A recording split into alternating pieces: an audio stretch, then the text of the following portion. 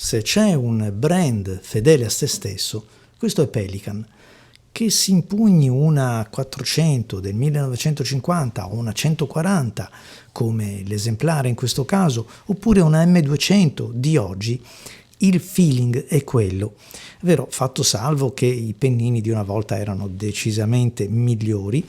fatti con più cura, con più artigianali, insomma, più comunicativi, un pochettino più elastici, insomma migliori in un solo termine.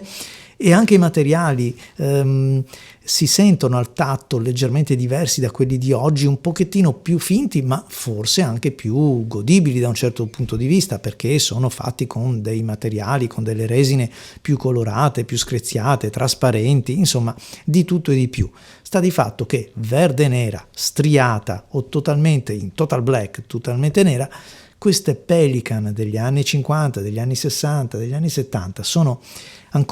ci danno lo stesso gusto di quelle di oggi. Sarebbe meglio dire il contrario, cioè quelle di oggi ci danno lo stesso gusto di una Pelikan. In particolare impugnando una 400, ma anche questa 140, si sente la classica impugnatura Pelikan, fedele nei secoli anche col sistema di caricamento, a parte quella qualche piccola concessione alla cartuccia o a converter, ma sta di fatto che la Pelikan è cambiata davvero poco. Nelle mie mani questa 140 cade così bene che sembra quasi che si sia appiccicata e non voglia essere restituita ai legittimi proprietari. Piccola, sì, insomma, di dimensioni medio-piccole, molto ben equilibrata, bilanciata, poi con l'inchiostro dentro diventa ancora più bilanciata rispetto a quando è vuota. Insomma, è un vero piacere per la scrittura. Sono degli stiletti, sono veramente delle armi per la scrittura, cose che si perdono un pochettino invece a salire delle dimensioni, così come succede oggi con una 600, con una 800, per non parlare della 1000. Belle quanto vogliamo, a me piacciono davvero tanto, però meno sfruttabili nella scrittura. Qui c'è un pennino, come vi dicevo, che certamente fa la sua parte, un pennino di quelli realizzati ancora come si deve, come si faceva una volta, anche se purtroppo, mi spiace dirlo, un pennino che è passato per le mani di qualche allegro chirurgo, nel senso che capita spesso quando si acquistano penne vintage che se non c'è una garanzia dietro, e per garanzia intendo un rivenditore oppure anche un venditore privato, un collezionista, ma che sia di quelli nel giro buono, che il pennino venga presentato bello piuttosto che funzionante, come se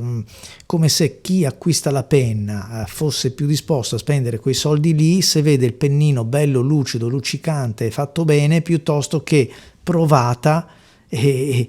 sentito che il pennino funziona a dovere.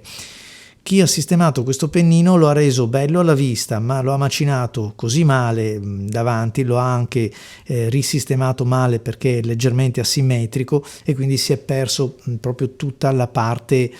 quella fine del tratto, e i rebbi sono pronti a divaricarsi un po' troppo perché si va a perdere anche ovviamente il precarico iniziale sulla punta dei rebbi. Insomma, sono delle pratiche che a me non piacciono ed è uno dei motivi, anzi l'unico, per il quale non compro mai a distanza. Provo, oppure compro a distanza solo nel caso che, come tanti ne abbiamo qui in Italia, che sono molto precisi nella loro elencazione dei dati della penna e casomai anche disposti a riprenderla senza alcuna difficoltà, nel caso non risponda pienamente a quello che era stato, per così dire, promesso nella descrizione. Ma la qualità di questi pennini è così alta che, anche se è un pochettino deturpato, anche un pochettino così maltrattato da chi lo ha confezionato a questo modo, è sempre un piacere scrivere. Certo, si perde un pochettino la qualità del flusso, ve l'ho detto, anche il tratto, però la qualità, quindi questa elasticità leggera che c'è, insomma, è veramente notevole. A me è piaciuto molto, e soprattutto poi il bilanciamento della penna, dimensioni e bilanciamento.